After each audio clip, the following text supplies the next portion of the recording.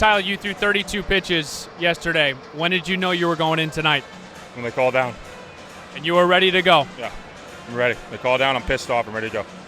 Why do you get so pissed off? I don't like hitters. How did you get through that ninth? Throw the ball over the plate. How long does it take you to cool down after a win? I never cool down. And the slapping, what was the level of slapping when you came on? Pretty hard, my face is hot. Yeah. How important was it for your team to get this win today? It's big. I mean, every win's big. It doesn't matter what the record is. Every win's big. That's what we're here for. It's to try to win the game. What has this organization helped you unlock for your career this year? I think just be yourself. Go out there, do what's you. Whatever's going to make you successful, that's what you do.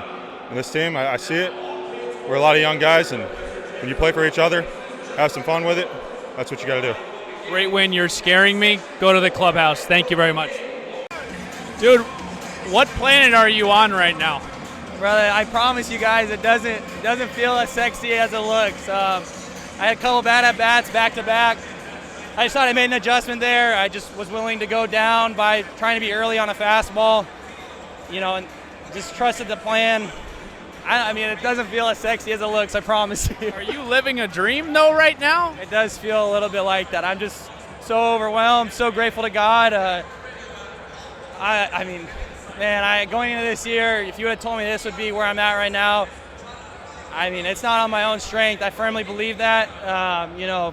Honestly, just want to take things day by day, work hard, bring glory to God, and make an impact on as many people as I possibly can. It's great that I'm playing well. I think a lot of my teammates would be honest with you and tell you that even in spring when it wasn't going well, I feel like I was the same guy. Wow, thank you for the time. Thank you. Jack. Well, that's one way to have your major league debut, huh? That was so much fun. That was awesome. What did it take for your team to come out on top tonight? We just never gave up. I mean, 1 through 9 in the order, it didn't matter who was up to bat. We just kept fighting, and it didn't matter where in the lineup we were. It just kept going. It was awesome. What was going through your mind in that ninth inning? I saw you round third, and then you stumbled. Yeah, I was confused why he was sending me. I didn't really know, but it all worked out, and it was good. Kyle, I'm not sure you could have dreamed of this. How would you begin to describe what this afternoon was like for you? Yeah, a lot of fun. For starters, I'm glad we won the series. I think yesterday, coming off of Friday night's loss, responding with the win, was really big. And then I think coming in today, we had a good plan in place for BY over there, and we executed and put up runs early, and it was just like you said, couldn't have dreamed of it any better. Really special to have a game like that here. Please, I can't have you be humble. When did you feel like today was different offensively for you? I would say I think pretty early on after the first one. I think he made really good pitches, and it was just one of those days where seeing the ball well. I feel like those aren't usually pitches I get to necessarily. So that's probably what felt a little bit out of the ordinary. Last one for you. You talked last week. Mason Miller was your moment. Where does this one rank? Yeah, this is special. I mean, to rank them is probably just enjoying both. Just really cool, and for different reasons. Obviously this one has a little bit of extra meaning for me coming back to a place that I've spent a decent amount of time. So just got a lot of love for the Orioles and that organization, and there's no hard feelings, but it doesn't mean that it's still not cool to come and have a good series against them. Congratulations on an incredible first half. Thank you for the time, and have fun in Atlanta. Yeah, thank you very much. Let's head out to the ballpark. Here's your host, Steven Strom. All right, nice job, Ahmed. Welcome. We're live from Globe Life Field in Arlington, Texas, home of the Rangers since 2020. On a Friday night, you're listening to Miami Marlins baseball on the radio. It's Fox Sports 940 Miami. Game 154 of 162. 9 games left, and fresh off sweeping the first leg of this three-city trip in Colorado, the Marlins, they head southeast to the Lone Star State. They've got a date against the Rangers, whose wild card hopes are on life support. They are 4 games behind Boston. It is game 1 of this 3-game interleague set, and we are pumped to bring it to you. Between your 73 and 80 Miami Marlins and the 79 and 74 Texas Rangers. Jansen Junk, 29-year-old right-hander, who just posted a quality start last week, will make his 15th start of 2025. Bruce Bochy will send 30-year-old right-hander Tyler Malley, who just was activated off the 60-day IL. We will get going tonight at 8:05, a little bit earlier than Colorado, right here on the Marlins Radio Network. Hi, everyone. Thanks for making Marlins on Deck a part of your Friday night with Jack McMullen and Gabby Sanchez. I am Steven Strom, and we have just a sensational show for you ahead. It is a media program, and I also fear we will go the distance. We thank you for your participation, again, as we set the stage for Game 1 between these two teams. We'll start where both teams are at coming into tonight. We'll hear from Clayton McCullough. We've got a big storyline. They will be calling pitches from the dugout. We'll get the 4-1-1 from Clayton McCullough. We'll also get you the count with Junk and Malley. Jack will jump in for segment 4. Storylines, X-Poll question today at Marlins Radio and Steve's guarantee to victory. So let's start with the home team, and that is the Texas Rangers. This is a team that went 16-9 in July. Everyone was thinking playoffs. Texas then went 14-14 in August, and they're actually a game over in September. But let's kind of fast forward to 5 days ago. Let's go to Sunday.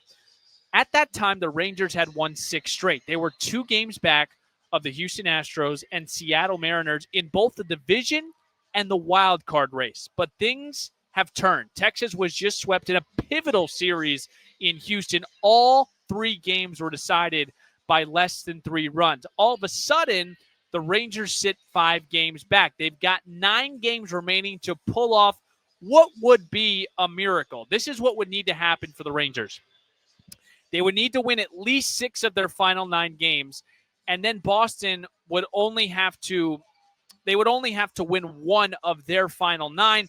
4-time World Series champion manager Bruce Bochy knows there's very little margin for error left in the year. Well, we know our backs are to the wall, and so it's how we have to look at it. We have nothing to lose. Go out there and give it everything we got to fight our way back in it and get back to playing good baseball, tighten up the defense a little bit, and get this pitching back to where it was and find a way, hopefully get on the roll, get back in this thing. We still have a little time, granted, not a lot. That margin of error has gotten real small. That was Bruce Bochy again, and he's right. The starting pitching has really carried Texas all season long. Even now, their 3.39 ERA is still tops in Major League Baseball, but it was the starting staff that really let them down against the Astros over Monday, Tuesday, and Wednesday. Jack Leiter, 6 2/3, giving up 6 runs, 3 of them earned. Merrill Kelly, 3 innings, 6 runs, all earned. And Jacob deGrom on Wednesday, 5 innings of 5-run ball. All of them were earned. They're going to win or we're going to win. And so at that point, it's betting on Ronnie to get that done. Win number 71, Jack McMullen. What's the instrumental? Let It All Work Out by Lil Wayne, which is on the Carter 5. I was confirming the album.